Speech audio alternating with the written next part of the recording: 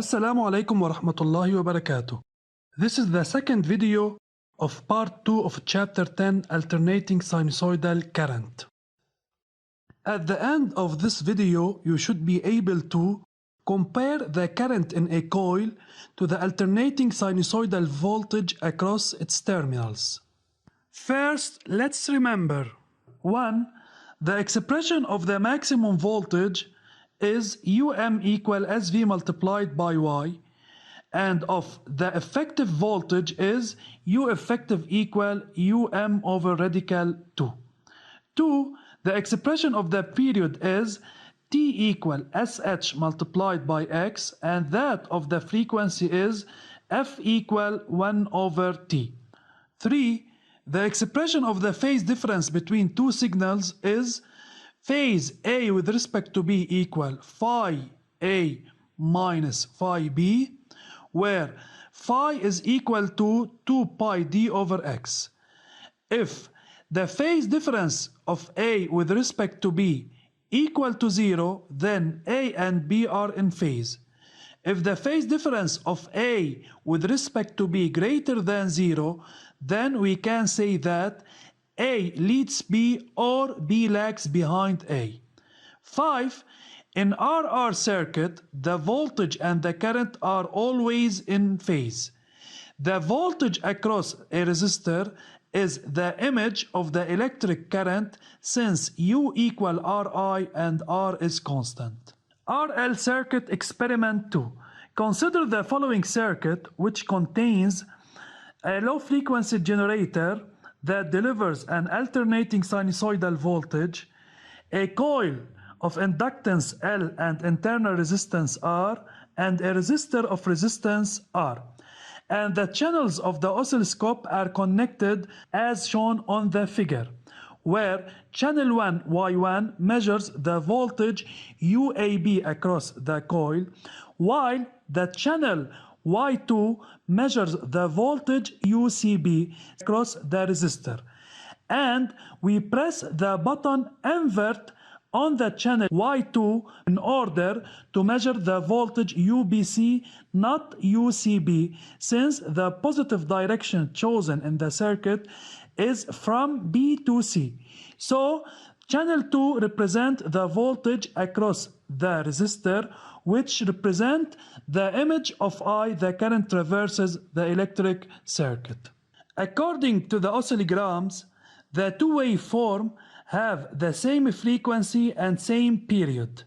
Thus, they have the same angular frequency, where UAB represent the red waveform and the blue waveform represent the voltage UBC. And according to the observation, the two waveforms are not in phase, and UAB reach the maximum before UBC. So UAB leads UBC. And as we said before, UBC, the voltage across the resistor, is the image of I. So UAB leads I, and then we can conclude that the voltage across the coil leads the current I traverses the coil. Analytical study. According to this study, we are going to show that the voltage across the coil leads the current traversing the coil analytically. Suppose that the current flowing in the coil is I equal Im sine omega t, and the voltage across the coil according to Ohm's law, UAB is equal to Ri plus LdI over dt. Then, by replacing the expression of I and the expression of di over dt, the voltage across the coil UL becomes equal to Rim sine omega t plus L omega Im cosine omega t. Case 1, purely inductive coil where R is equal to 0, the internal resistance of the coil. In this case, the voltage of the coil can be written as L omega Im cosine Wt, and this expression can be written in the form of L omega Im sine omega t plus pi over 2. And by comparing the two expressions of I and UL, we can conclude that UL leads I by pi over 2, where the phase difference of UL with respect to I is equal to pi over 2 as shown in the expression. And the amplitude of UL is equal to UM, which is equal to L omega Im. Case 2, resistive coil, where the internal resistance of the coil is different than 0. For this case, the expression of the voltage of the coil UL can be written as UBM sine omega t plus phi, where phi represents the phase difference of UL with respect to I. And we are going to take two particular values for t to find the sign of the phase difference. The first particular case is for t equal to 0. Then the expression of the voltage becomes equal to Rim sine 0 plus L omega Im cosine 0, which is equal to UBM sine 0 plus phi.